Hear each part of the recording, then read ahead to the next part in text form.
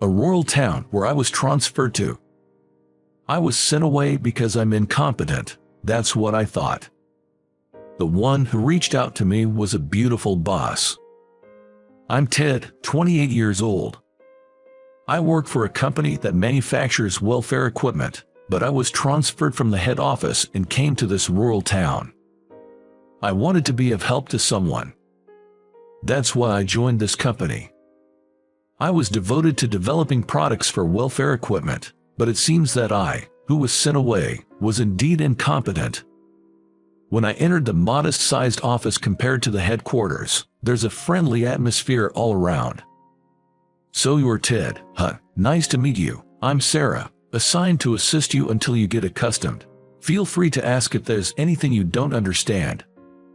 Sarah, 30, introduced herself in a composed manner. She's assigned to mentor me at this branch. How do I know her age? An older, seasoned clerk who's been at this branch for long told me. She looks stern, but is actually kind and hardworking. Very strict, but a trustworthy person. And although she's 30, I've never heard any rumors about her personal life. The clerk who told me this was watching Sarah with kind eyes, saying, "She's really a nice person, you know." What's up? Is there something on my face? Indeed, she's very beautiful. As I was staring at Sarah's face with such thoughts, she addressed me, seeming a bit annoyed. "No, it's nothing." I hastily replied, and she just said, "I see," and walked away to attend to a visitor. I went over the documents handed to me by Sarah, ingraining the information about the factory I'll be visiting on a later date in my mind. I never went to the manufacturing factory when I was working at the headquarters. It's my first time visiting a factory since I joined the company, and I'm already nervous. After finishing the unfamiliar tasks at the branch, I work on project proposals to submit to the headquarters. I really wanted to be involved in product development again. I stayed late every day, making sure I'm satisfied with my work. But not to the extent it interferes with my daily tasks. Today, once again, I get home late and grab some quick dinner. I should cook for myself sometimes. I glance at my kitchen, barely used, and mutter about needing to start cooking and managing my nutrition better. After eating and taking a shower, I reach for my bag. What I pull out are the documents for the client I'm visiting tomorrow. I read about the factory's philosophy and the features of the products they handle and drill it into my head. It's impressive. I can see how they care about every single material they use. The kinds of materials listed in the factory's brochure. It surprised me and piqued my interest with their quantity and detailed description of quality. I wondered what kind of process our products made in this factory go through to be completed. Then comes the morning of the day of the external visit. Of all days, the stress from the change of environment seems to be affecting my body. "Good morning, Ted. You don't look so well. Are you okay?" Sarah, usually so strict, seems to be worried and looks at me with concern. "I'm sorry, I'm fine." I acted bravely, not wanting to worry her. "Let's get going, Sarah." But Sarah still looked concerned. I didn't want to cause her any trouble, so I quickly finished preparing for the visit and hurried to leave. "Let me know if you start feeling worse." I guess she could tell I wasn't feeling great. She put some of the company's medicine in my bag, and I could help but smile. It was not just about seeing her kind side, but she also put a bunch of band-aids in there. When will I use those? I was smiling at her innate side. And so, we arrived at the manufacturing factory and completed greetings and the process check. The plant manager who showed us around was very personable. It was evident even to a newcomer like me. Embarrassingly, it was my first time seeing manufacturing process. While much of the manufacturing process involved machines, there were also numerous steps that required a human touch. I was impressed by the number of people involved from planning to manufacturing. Amazing, isn't it? Did you realize manufacturing a product and sending it to market aren't a simple task? Yes, I did. I was overwhelmed to see the manufacturing process for the first time. On the way back, Sarah, speaking to me, mentioned there were things that could be done because it was a branch office, speaking rather profoundly. There are things we can do because it's a branch office. For example, while listening to her, my eyes drifted to the opposite sidewalk. Charlie, a dog on the other side of the crosswalk, clucked remarkably like Charlie, the beloved dog of my family, who had recently passed away. Ted, are you listening? Ted, it's a red light. Before I knew it, I was crossing the street after the dog at a red light. Maybe because I wasn't feeling well, I didn't realize the light had turned red at that time. Ted. Sarah's voice sounded panicked, and as I turned around wondering what was going on. In that moment, I hear the sound of a blaring horn and find myself being shoved by Sarah, who had run in front of me. Next thing I knew, I was lying in the middle of the road, and a little away in the middle of the crosswalk, Sarah was also down. A distraught driver rushed over to Sarah and was calling somewhere. Through the noisy surroundings and blurry consciousness, I understood Sarah had been hit by the car. That's where my memory cut off. The next time I woke up, I was in a hospital, informed by a nurse, who had come to change my IV, about the accident I'd been in and that I only had minor injuries, currently receiving an IV for exhaustion.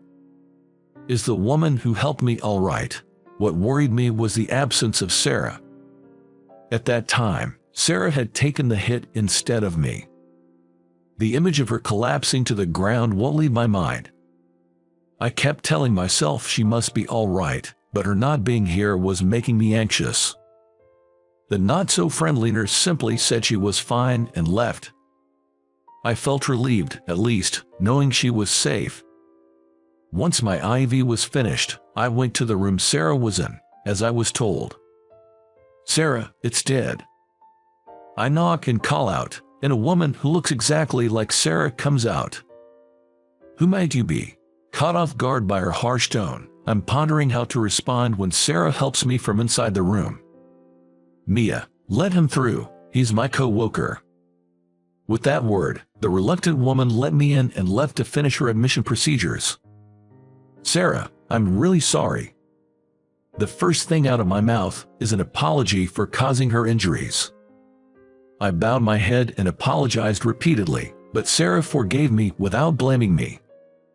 I'm glad you're safe, Ted. It's unlike you to cross on a red light. Did you see someone you know?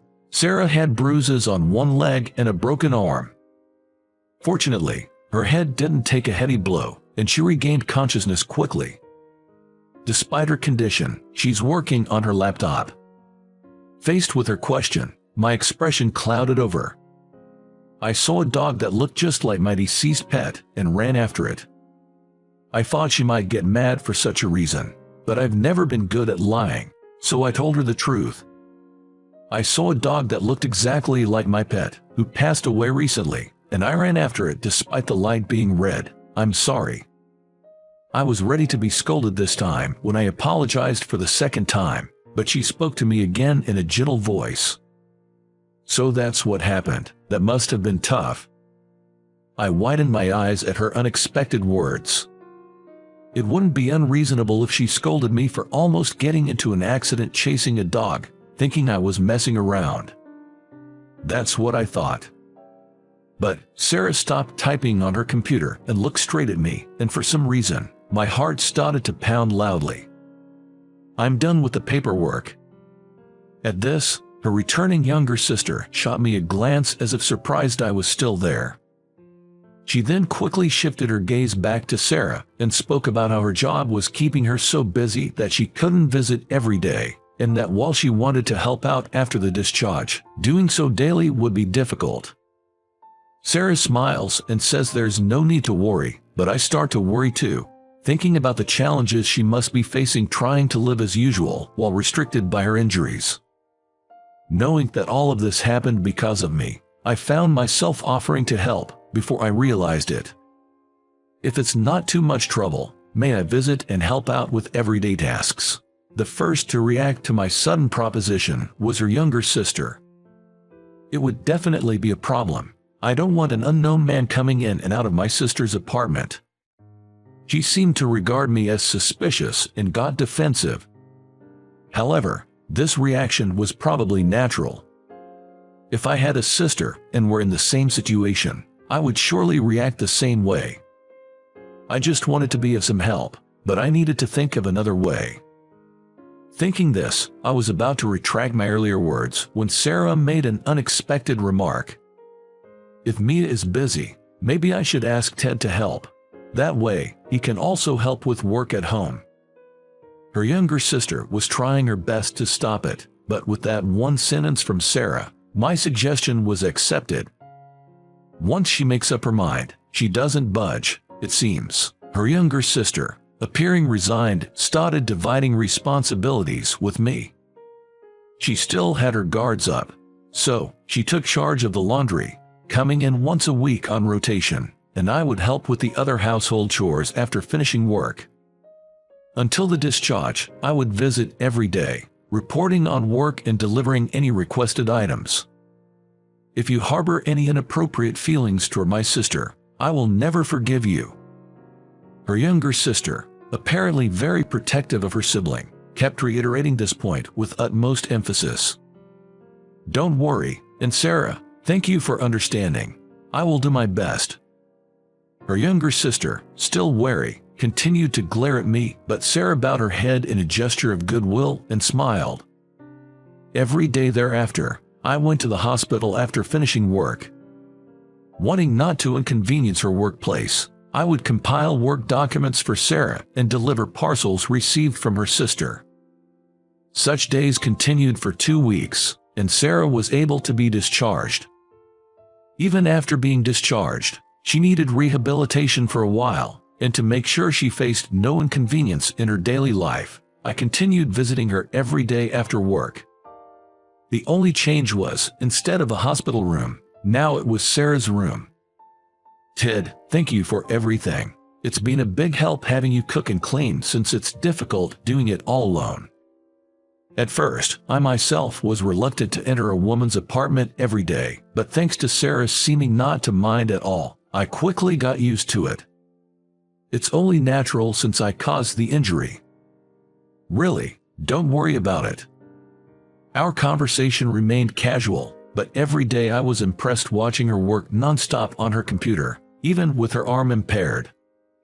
And as the days of visiting continued, I noticed something.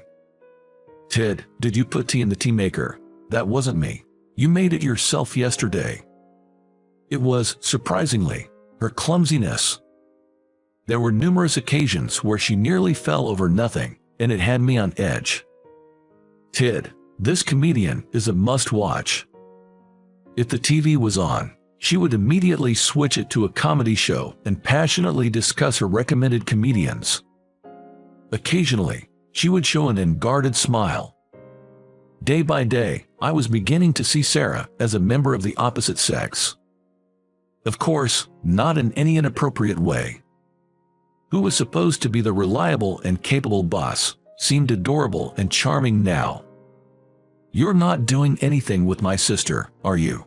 Mia, the younger sister who comes over once a week to do laundry, has gotten along better with me than at first, but she still keeps a close eye to make sure I'm not slacking off.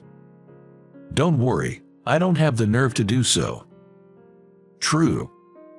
She's rude sometimes. It turned out Mia and I are the same age. Sarah seemed to wish we got along well. Even when we argued, she would watch us with a contented look. A few days later, after a long period of rehab, Sarah returned to work from today. I look forward to working with you again from today. Entering the office, colleagues had even prepared a cake happily celebrating Sarah's return. Amidst the festive mood enveloping the office, Sarah showed a soft smile I've never seen before. I feel my heart racing once again at that smile. Wondering if it's really racing, I placed my hand over my heart, but I stopped thinking about it as she pulled me into the circle to join the celebration. Even after that, I played a supportive role at the company for Sarah, who hasn't fully recovered.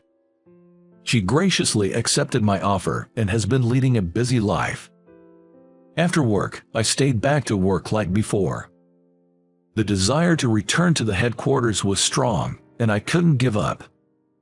When Mia, Sarah's younger sister, had a calm period at her work, I stopped going to Sarah's house to help out. Although slightly lonely, I allocated that time to work on project proposals, sparing even my sleep. It seems Sarah noticed my state, and one day during work, she took me out, saying she was going to visit clients. Do we not need to conduct the process checks, especially not doing anything in particular, just visiting clients and making small talk? There weren't the usual process checks or submissions of proposals, which seems odd. Today, we just need to show our faces. Observing and talking to the people working at the factory is enough. For Sarah, who's efficient in her work, this was an unusual schedule. I wondered what meaning there is in these seemingly pointless outside rounds.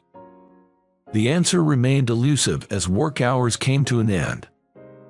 Watching colleagues leaving earlier, I, as usual, stayed back alone to work on the proposal. "You're working hard, Ted." For some reason, I could hear Sarah's voice in the now empty office. Sarah, it's unusual for you to be here at this hour. You should go home early. Mia will be worried." She handed me a cup of coffee and sandwich. She practically forced me to eat, saying I should have something. Sarah, who bought one for herself too, starts a conversation before she began to eat. "Ted, I heard you were involved in product development at the headquarters. They say you were really dedicated." That was when I was at the headquarters. Yet why was I transferred to a rural branch? She says she was too curious and asked upper management directly about the reason.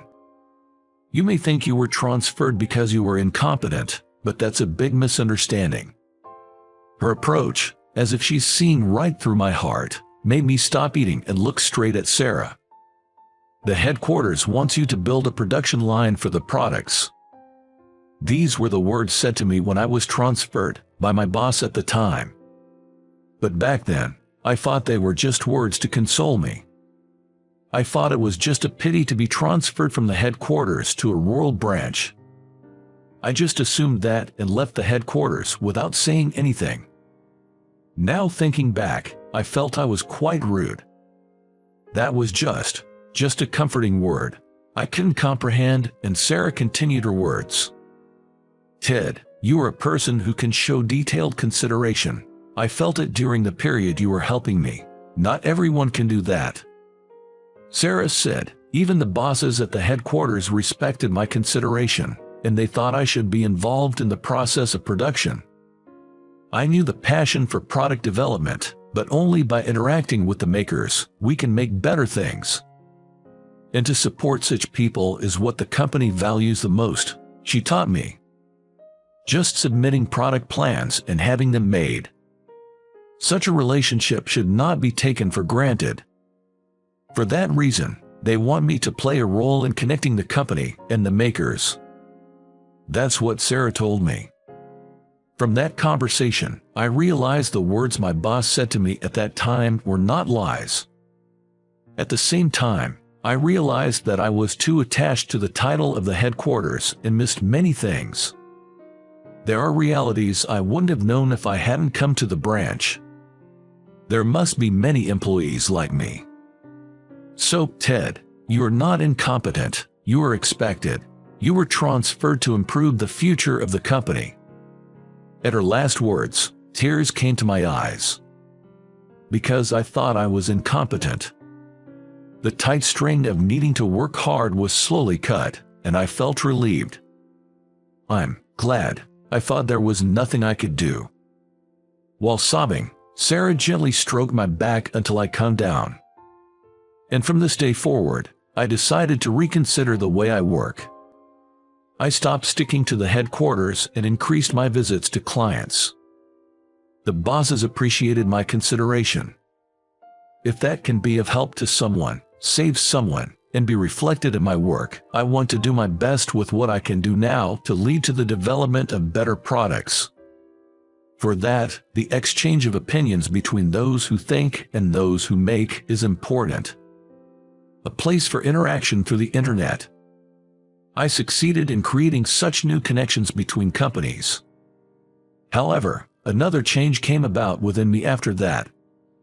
Despite finding a sense of purpose at work and living fulfilling days, I began to notice an increasing emptiness inside me day by day. I didn't know what it was. But it's always the alone time after I get home that I feel lonely. I've been living alone for a long time. Is it strange to feel lonely now? I wondered, but the moment I turned on the TV, I finally realized what this emptiness was. The channel I had changed unconsciously was showing a comedy show, and the food I made was for two. Yes, I still miss the seemingly short period when I went to help. What I recall is eating across from Sarah, absorbed in the TV on the sofa, and having casual conversations. I finally realized my feelings when I found myself looking for traces of Sarah. Then, I decided to contact her. To ask her if we can meet right now. We decided to meet near Sarah's house, at a stylish wine bar. Sarah, who said she loved wine, responded immediately that she would come. Sarah happily sipped her wine amidst my nervousness. As I was timing when to confess my feelings, she said, "Hey, Ted, when I'm alone in my room, I don't know why, but I feel lonely. I look for traces of when you were there, and I find myself wanting to see you. So, I like you. I wanted to tell you, so I did." To my surprise, it was Sarah who confessed her feelings to me. I was also taken aback because our feelings were mutual, and I couldn't help but widen my eyes. "Sarah, I feel the same way. I was lonely, looking for traces of you. I invited you today because I wanted to confess. You beat me to it, but I like you." My confession ended up being a bit messy. However, Sarah, realizing we felt the same way, turned red and broke into laughter, perhaps to hide her embarrassment. I also couldn't help but laugh, and a cheerful atmosphere enveloped us. And from that moment, we officially started dating. 3 years later, there was talk of me transferring to the headquarters, but I declined as I still wanted to focus on my work at the branch. Now, Sarah and I are walking slowly, arm in arm, down a straight path. If you make my sister cry, I won't forgive you. On both sides, friends and family from both our sides and colleagues were gathered, and Mia was clapping her hands in tears. Sarah, wrapped in a beautiful dress, smiled gently at Mia. Yes, we get married. Walking down the aisle, we savored our happiness. A new life is in Sarah's slightly swollen belly. Amidst the blessings, Sarah and I are excited about the happiness that awaits us.